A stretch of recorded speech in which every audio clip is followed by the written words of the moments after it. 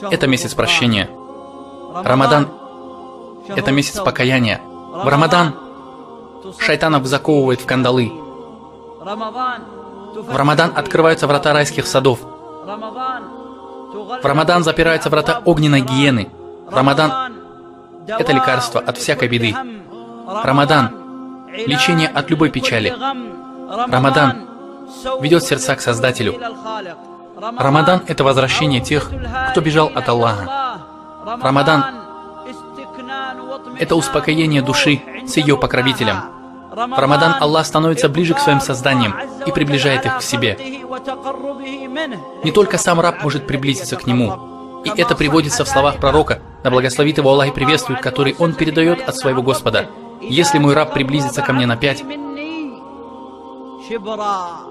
я приближусь к нему на локоть. Братья мои, это хадис о двух направлениях. О твоем направлении к Аллаху и о том, как Аллах направляется к тебе. Мы всегда говорим о том, как мы должны приближаться к Аллаху. Приближайся, приближайся, приближайся.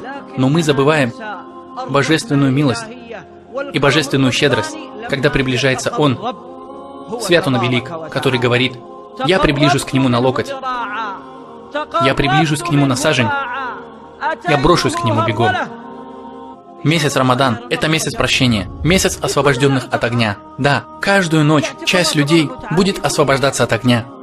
Всевышний Аллах кого-то освобождает от огня каждую ночь.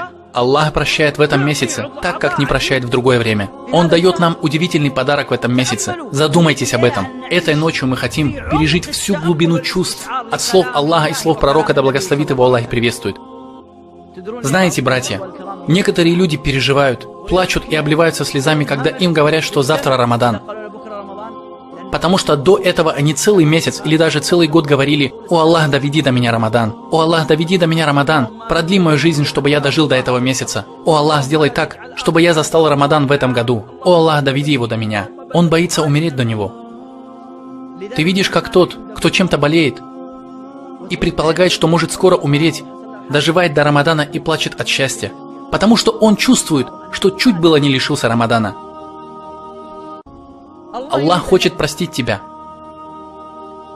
Аллах хочет принять твои покаяния, хочет, чтобы ты пошел прямым путем. А люди, распространяющие свои страсти через телевизионные каналы, желают, чтобы вы сильно уклонились в сторону. О Аллах, сделай нас запретными для огня.